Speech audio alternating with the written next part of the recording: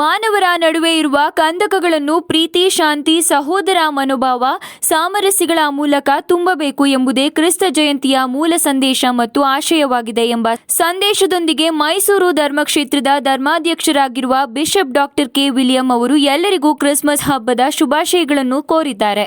ಮೈಸೂರಿನ ಬಿಷಪ್ ಹೌಸ್ನಲ್ಲಿ ಇಂದು ಏರ್ಪಡಿಸಿದ್ದ ಪತ್ರಿಕಾಗೋಷ್ಠಿಯಲ್ಲಿ ಮಾತನಾಡಿದ ಅವರು, ಕೋವಿಡ್-19 ಸಾಂಕ್ರಾಮಿಕ ರೋಗವು ಇಡೀ ದೇಶದೆಲ್ಲೆಡೆ ಹರಡಿ ಜನಜೀವನವನ್ನು ಅಸ್ತವ್ಯಸ್ತಗೊಳಿಸಿದೆ. ಜಾತಿ, ಜನಾಂಗ, ಧರ್ಮ, ರಾಷ್ಟ್ರ, ಹಿರಿಯ ಕಿರಿಯ, ಬಡವ ಬಲ್ಲಿದ ಎನ್ನದೆ ಲಕ್ಷಾಂತರ ಜನರ ಮೇಲೆ ಇದು ದುಷ್ಪರಿಣಾಮ ಬೀರಿದೆ.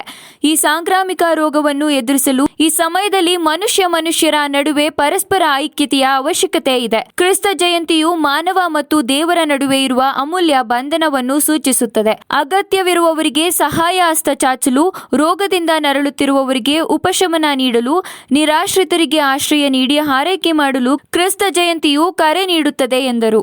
ಕ್ರಿಸ್ತ ಜಯಂತಿಯು ಎಲ್ಲ ದುಷ್ಟತನಗಳಿಂದ ದೂರಾಗಿ ಮಾನವ ಮೌಲ್ಯಗಳೊಂದಿಗೆ ಜೀವಿಸಲು ನಮಗೆ ಕರೆ ನೀಡುತ್ತದೆ ಎಂದು ಬಿಷಪ್ ಕೆ ವಿಲಿಯಂ ಅವರು ಹೊಸ ಜಗತ್ತನ್ನು ಸೃಷ್ಟಿಸಲು ನಾವೆಲ್ಲರೂ ಕೈ ಜೋಡಿಸಬೇಕು. ಕತ್ತಲನ್ನು ದೂರಾಗಿಸಿ ಬೆಳಕಿನೆಡೆಗೆ ಮುನ್ನಡೆಯಬೇಕು.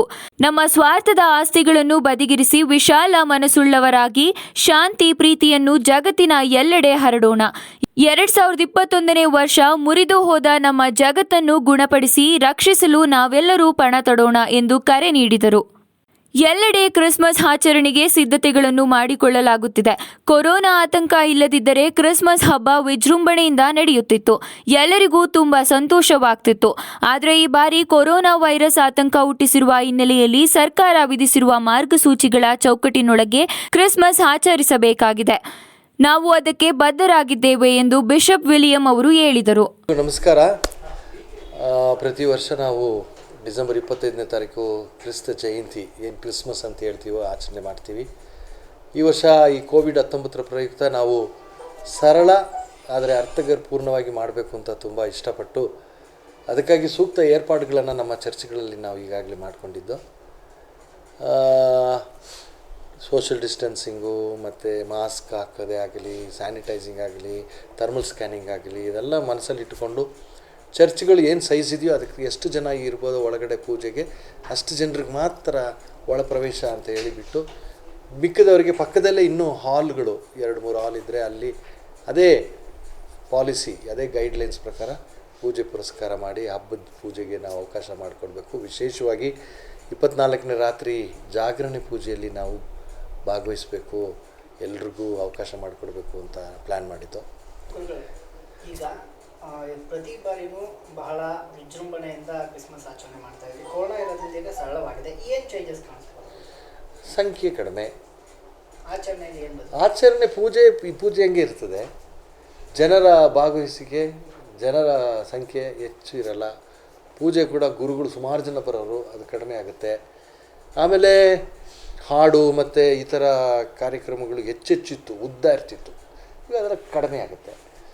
ಈಗ ನಮಗೆ ಸಾಧಾರಣ 1.5 ಗಂಟೆ ಆಗ್ತಿತ್ತು ಪೂಜೆ, ಈಗ 3/4 ಗಂಟೆಯಲ್ಲಿ ನಾವು ಏನು ಬೇಕೋ ಅದನ್ನು ಮುಗಿಸಿ ಜನರು ತೊಂದರೆ ಆಗಬಾರ್ದು ಅಂತ ಹೇಳಿ ಸರಳ ರೀತಿಯಲ್ಲಿ ಮಾಡಿ. ಸರ್ಕಾರ ಇವತ್ತು ಬೇರೆ ನೈಟ್ ಕರ್ಫ್ಯೂ ಜಾರಿ ಮಾಡಿದೆ. ಅಂದರೆ ರಾತ್ರಿ 10 ಗಂಟೆಯಿಂದ ಬೆಳಗ್ಗೆ 6 ಗಂಟೆ ತನಕ ನಿಷೇಧ ಇರಲಾಗಿದೆ.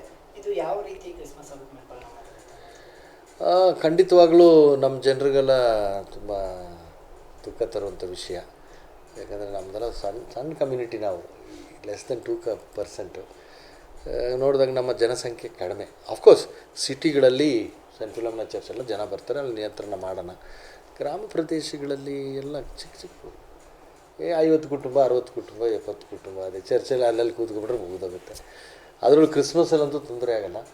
ಬಹುಶಃ ಸರ್ಕಾರ ಪಟ್ಟಣಗಳು, ನಗರಗಳಿಗೆ ಈ ಥರ ಒಂದು ಮಾಡಿ ಗ್ರಾಮ ಪ್ರದೇಶಗಳಿಗೆಲ್ಲ ಸ್ವಲ್ಪ ಕನ್ಸೆಷನ್ ಕೊಡ್ಬೋದಿತ್ತು.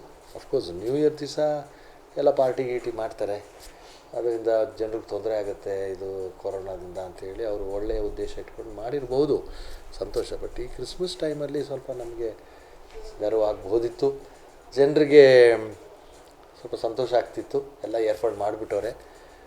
ಆದರೂ ಎಲ್ಲೋ ಒಂದು ಕಡೆ ನಮ್ಮ ಕ್ರಿಸ್ಮಸ್ ಕಾಲದ ಹಬ್ಬದ ಸಂದೇಶವೇ ಶಾಂತಿ. ಈಗ ಕೊರೋನಾದಂಥ ಈ ಸಂದರ್ಭದಲ್ಲಿ ಕ್ರಿಸ್ಮಸ್ ಸಂದೇಶ ಜನರಿಗೆ ಏನು ಕೊಡಲಿಕ್ಕೆ? ಅದನ್ನೇ ಹೇಳಿದೆ, ನಮ್ಮ ಕ್ರಿಸ್ಮಸ್ ಸಂದೇಶವೇ ಶಾಂತಿ, ಪ್ರೀತಿ. ಅಂದಮೇಲೆ ಈ ಸಮಯದಲ್ಲಿ ಅದನ್ನು ನಾವು ತೋರಿಸ್ಬೇಕು. ಇಂಥ ಒಂದು ಸಂದಿಗ್ಧವಾದಂಥ ಪರಿಸ್ಥಿತಿಯಲ್ಲಿ ನಾವು ಶಾಂತಿಯುತವಾಗಿ ಶಾಂತಿಯನ್ನು ನಾವು ಇತರಿಗೆ ತೋರಿಸ್ಬೇಕು, ಪ್ರೀತಿಯನ್ನು ತೋರಿಸ್ಬೇಕು. ಸ್ವಲ್ಪ ಅನಾನುಕೂಲ ಆಗುತ್ತೆ. ಕೆಲವ್ರು ಕೇಳ್ಬೋದು, ನೋಡಪ್ಪ ಬೇರೆ ಧರ್ಮದವ್ರು ಹಬ್ಬ ಇತ್ತೀಚೆಗಾಯಿತು, ಅಷ್ಟು ಜನ ಸೇರಿದ್ರು ಅವ್ರು ಕೇಳಲಿಲ್ಲ, ನಮ್ಮ ಹತ್ರ ಬರುತ್ತೆ. ಬಟ್ ನಮ್ಮ ಯೇಸು ಕ್ರಿಸ್ತರು ಏನಿದ್ದಾರೆ ಅವ್ರು ಕೊಟ್ಟಂಥ ಸಂದೇಶವನ್ನು ಪಾಲನೆ ಮಾಡೋಕ್ಕೆ ಏನು ಮಾಡೋದು, ಇದು ಮಾಡಲೇಬೇಕಾಗುತ್ತೆ. ದೇವರು ಒಳ್ಳೇದು ಮಾಡಲಿ ನಮ್ಮ ನಾಡಿಗೆ, ಎಲ್ಲ ಜನತೆಗೂ, ಎಲ್ಲ ಜನರಿಗಾಗಿ ನಾವು ಅವತ್ತು ಪ್ರೇಯರ್ ಮಾಡ್ತೀವಿ. ಬೆಳಗ್ಗೆ 25ನೇ ತಾರೀಕು ಬೆಳಗಿನ ಸಂಜೆವರೆಗೂ ಒಳ್ಳೆಯದು ಮಾಡಿ.